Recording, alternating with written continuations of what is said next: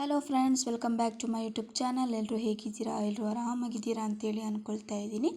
ಇವತ್ತು ಶ್ರಾವಣ ಮಾಸ ಇದೆ, ಸೊ ಪೂಜೆ ಮಾಡ್ತಾಯಿದ್ದೀನಿ. ಇವತ್ತು ಆಲ್ಮೋಸ್ಟ್ 7 o'clock ಆಗೋಯಿತು ಪೂಜೆ ಮಾಡೋ ಅಷ್ಟರಲ್ಲಿ.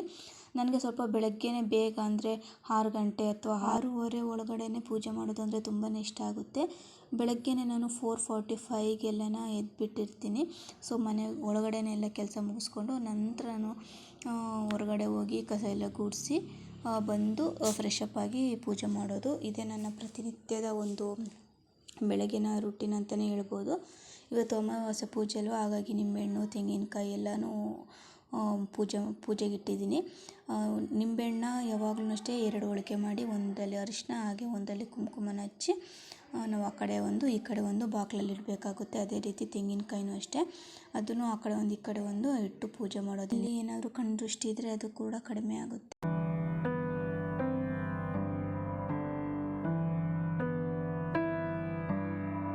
ಹಾಗೆ ಟ್ರಾನ್ಸ್ಪರೆಂಟ್ ಗ್ಲಾಸ್ ಒಳಗೆ ಒಂದು ಲೆಮನ್ ಹಾಕಿ ಪ್ರತಿನಿತ್ಯ ಇಡೋದ್ರಿಂದನೂ ಕೂಡ ಒಂದು ಕಣ್ಣು ದೃಷ್ಟಿ ಕಡಿಮೆ ಆಗುತ್ತೆ ಅಂತಲೇ ಹೇಳ್ಬೋದು.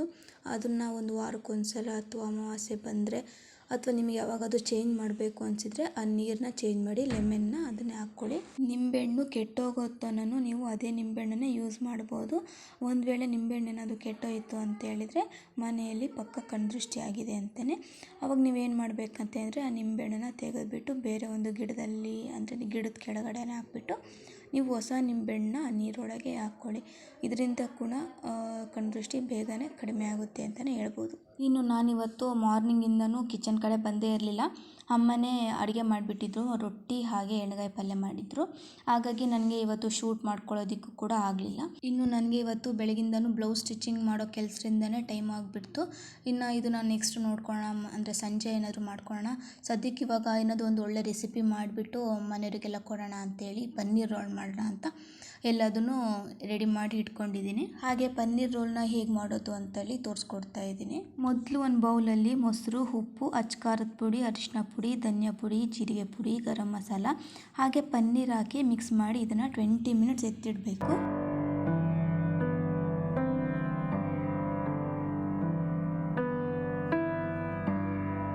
ನೆಕ್ಸ್ಟ್ ಒಂದು ಪ್ಯಾನಲ್ಲಿ ನಾನಿವಾಗ ಎಣ್ಣೆ ಹಾಕಿ ಶುಂಠಿ, ಬೆಳ್ಳುಳ್ಳಿ, ಹಸಿಮೆಣಸಿನ್ಕಾಯಿ, ಈರುಳ್ಳಿ, ಕ್ಯಾರೆಟ್, ಟೊಮೆಟೊ, ಅರಿಶಿನ ಪುಡಿ, ಉಪ್ಪು ಹಾಕಿ ಚೆನ್ನಾಗಿ ಮಿಕ್ಸ್ ಮಾಡ್ಕೊಳ್ತಾ ಇದ್ದೀನಿ. ಇನ್ನು ಅದು ಫ್ರೈ ಆದಮೇಲೆ ಅದನ್ನು ಇವಾಗ ಎತ್ತಿಟ್ಕೊಂಡು ನೆಕ್ಸ್ಟ್ ಇವಾಗ ಇನ್ನೊಂದು ಪ್ಯಾನ್ ತೊಗೊಂಡು ಅದಕ್ಕೆ ಬೆಣ್ಣೆ ಅಥವಾ ಮನೇಲಿ ತುಪ್ಪ ಇದ್ರೂ ಕೂಡ ಸರಿ, ನಾನಿವಾಗ ತುಪ್ಪನೇ ಹಾಕ್ಕೊಂಡಿದ್ದೀನಿ. ತುಪ್ಪ ಹಾಕ್ಕೊಂಡು ನಾವೇನು ಮಿಕ್ಸ್ ಮಾಡಿ ಇಟ್ಕೊಂಡಿರ್ತೀವಲ್ಲ ಪನ್ನೀರ್ನ, ಅದು ಚೆನ್ನಾಗಿ ಎಣ್ಣೆ ಬಿಡ್ಕೊಳ್ಳೋವರೆಗೂ ನಾವು ಈ ಥರ ಫ್ರೈ ಮಾಡ್ಕೋಬೇಕಾಗುತ್ತೆ.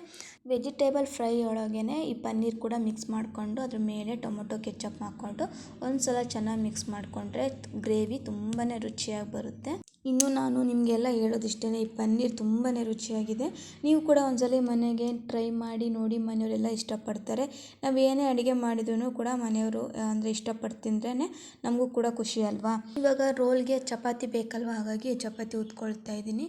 ನಾನಿಲ್ಲಿ ಮೈದಾ ಹಿಟ್ಟು ಒಂದು ಅರ್ಧ ಕಪ್ಪು ಹಾಗೆ ಗೋಧಿ ಹಿಟ್ಟು ಅರ್ಧ ಕಪ್ ಹಾಕ್ಕೊಂಡು ಕಲಿಸ್ಕೊಂಡು 20 ಮಿನಿಟ್ಸ್ ಬಿಟ್ಟು ಇವಾಗ ಉತ್ಕೊಂಡು ಸುಟ್ಕೊಳ್ತಾ ಇದ್ದೀನಿ. ಇನ್ನು ಚಪಾತಿನ ಡೀಪ್ ಫ್ರೈ ಮಾಡೋ ಅವಶ್ಯಕತೆ ಏನಿರಲ್ಲ, ಇದು ಪನ್ನೀರ್ ಅಲ್ವಾ, ಹಾಗಾಗಿ ಒಂದು ಸ್ವಲ್ಪನೇ ಫ್ರೈ ಮಾಡ್ಕೊಂಡ್ರೆ ಸಾಕು. ಇನ್ನು ಇವಾಗ ರೋಲ್ ಮಾಡ್ಕೊಳ್ಳೋದಕ್ಕೆ ಚಪಾತಿ ಮೇಲೆ ಟೊಮೊಟೊ ಸಾಸ್ ಸ್ಪ್ರೆಡ್ ಮಾಡ್ಕೋಬೇಕು. ಹಾಗೆ ಮಯೋನೀಸ್ ಇದ್ದರೆ ಅದು ಕೂಡ ಸ್ಪ್ರೆಡ್ ಮಾಡ್ಕೋಬೋದು. ನನಗೆ ಆಚೆ ಸಿಗೋ ಮಯೋನೀಸ್ ಅಷ್ಟು ಇಷ್ಟ ಆಗಲ್ಲ, ಅದಕ್ಕೆ ನಾನು ಇಲ್ಲೇನು ಯೂಸ್ ಮಾಡ್ತಾ ಇಲ್ಲ. ಇದ್ರ ಮೇಲೆ ಹಸಿ ಈರುಳ್ಳಿ ಹಾಕ್ಕೊಂಡು ಗ್ರೇವಿ ಹಾಕಿ ರೋಲ್ ಮಾಡಿಕೊಂಡ್ರೆ ನಿಮಗೆ ರುಚಿಯಾದ ಪನ್ನೀರ್ ರೋಲ್ ರೆಡಿ ಆಗುತ್ತೆ.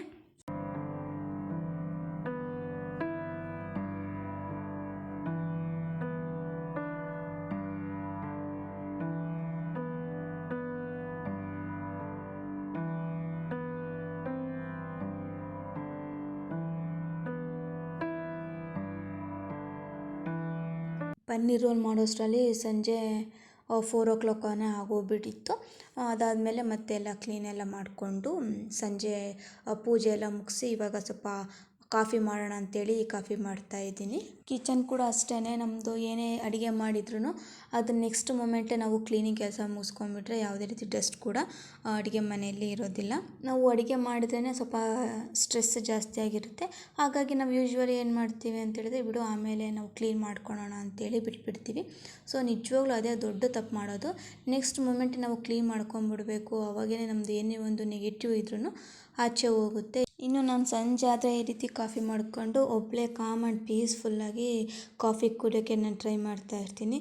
ಇವಾಗ ನಾನು ಈ ಕೂತಿರೋ ಪ್ಲೇಸ್ ಮಾತ್ರ ನನಗೆ ತುಂಬ ಫೇವ್ರೆಟ್ ಅಂತಲೇ ಹೇಳ್ಬೋದು. ಕಿಚನಲ್ಲಿ ಆಲ್ಮೋಸ್ಟ್ ಇಲ್ಲಿ ಒಂದು ವಿಂಡೋ ಇರುತ್ತೆ, ಅಲ್ಲಿ ವಿಂಡೋನ ಓಪನ್ ಮಾಡಿಕೊಂಡು ಈ ರೀತಿ ಕಾಫಿ ಕುಡ್ಕೊಂಡು ಆಚೆ ನೋಡ್ತಾ ಇರ್ತೀನಿ. ಇದೊಂದು ಬೆಸ್ಟ್ ಮೂಮೆಂಟು ನನಗೆ. ಒಂದು ಡೇಯಲ್ಲಿ ಒಂದು ಸತಿ ಆ ಥರ ಮಾಡ್ತಿರ್ತೀನಿ. ಇನ್ನು ನಾನು ಇವತ್ತು ಯೂಸ್ ಮಾಡಿರುವಂತಹ ಪ್ಲೇಟ್ಸ್ ಆಗಿರ್ಬೋದು, ಬೌಲು, ಇದನ್ನೆಲ್ಲನೂ ನೀಟಾಗಿ ಒರೆಸಿಟ್ಕೊಂಡು ಎತ್ತಿಟ್ಕೊಂಡ್ಬಿಡ್ತೀನಿ. ನೆಕ್ಸ್ಟ್ ಯಾವಾಗಾದರೂ ಬೇಕು ಅಂದರೆ ಆರಾಮಾಗಿ ನಾವು ಯೂಸ್ ಮಾಡ್ಕೋಬೋದಲ್ವ. ಇಲ್ಲಾಂದರೆ ಆ ಗಲೀಜಾಗಿ ಇಟ್ಕೊಂಡ್ವಿ ಅಂದರೆ ನಮಗೆ ಯೂಸ್ ಮಾಡೋದಕ್ಕೆ ಮನಸ್ಸು ಬರೋಲ್ಲ. ಹಾಗಾಗಿ ನಾನು ಆಲ್ಮೋಸ್ಟ್ ಯಾವಾಗಲೂ ಅಷ್ಟೇ ಪಾತ್ರೆಗಳನ್ನೆಲ್ಲ ಒರೆಸ್ಬಿಟ್ಟೇ ಇಡೋದು. ಮನೆ ಅಷ್ಟೇ ಯಾವಾಗಲೂ ಶುದ್ಧಿಯಾಗಿ ಇಟ್ಕೊಂಡ್ರೆ ನಮಗೆಲ್ಲೂ ಹೋಗಬೇಕು ಅಂತ ಕೂಡ ಮನಸ್ಸು ಬರೋಲ್ಲ. ಸಾಕು ಮನೇಲೇ ಇರೋಣ ಅಂತ ಅನಿಸುತ್ತೆ. ಮನೆ ಶುದ್ಧಿ ಅನ್ನೋದು ನಾವು ಅಲ್ಲಿ ಹೋಗಬೇಕು ಇಲ್ಲಿ ಹೋಗಬೇಕು ಆ ಥರ ಸುಮ್ಮನೆ ನಾವು ಟೈಮ್ ಪಾಸ್ ಮಾಡ್ತಾ ಇರ್ತೀವಲ್ವ. ಅದ್ರ ಬದಲಿಗೆ ನಾವು ಮನೆಯೇ ನೀಟಾಗಿ ಇಟ್ಕೊಂಡು ಕಾಮ್ ಆ್ಯಂಡ್ ಪೀಸ್ಫುಲ್ಲಾಗಿ ಆರಾಮಾಗಿ ಮನೆಯಲ್ಲೇ ಇರ್ಬೋದಲ್ವ. ಆದಷ್ಟು ಮನೆ ಒಳಗೆ ಪಾಸಿಟಿವಿಟಿನ ಕ್ರಿಯೇಟ್ ಮಾಡೋದಕ್ಕೆ ನೀವು ಟ್ರೈ ಮಾಡ್ತಾ ಇರಿ. ಇನ್ನು ಮನೆಯಲ್ಲಿ ಯೂಸ್ ಮಾಡದೇ ಇರುವಂತಹ ಹಳೆಯ ವಸ್ತುಗಳಿದ್ದರೆ ಅದನ್ನು ಮನೆಯಿಂದ ಆಚೆ ಇಡಿ. ಅಂದರೆ ಬಿಸಾಕಿ ಅಂತ ನಾನು ಹೇಳ್ತಾ ಇಲ್ಲ, ಗೋಡನ್ ಆ ಥರ ಏನಾದರೂ ಇದ್ದರೆ ಅಲ್ಲಿ ಆಚೆ ಇಡಿ. ಇದರಿಂದನೂ ಕೂಡ ತುಂಬ ನೆಗೆಟಿವ್ ಬರೋ ಚಾನ್ಸಸ್ ತುಂಬಾ ಇರುತ್ತೆ. ಇನ್ನು ಇದಿಷ್ಟು ಇವತ್ತಿನ ವ್ಲಾಗ್. ಆದಷ್ಟು ಖುಷಿಯಾಗಿರೋಕ್ಕೆ ಟ್ರೈ ಮಾಡಿ ಅಂತ ಹೇಳ್ತಾ ಇವತ್ತಿನ ವ್ಲಾಗ್ ಇಲ್ಲಿಗೆ ನಾನು ಎಂಡ್ ಮಾಡ್ತಾ ಇದ್ದೀನಿ. See you soon, bye.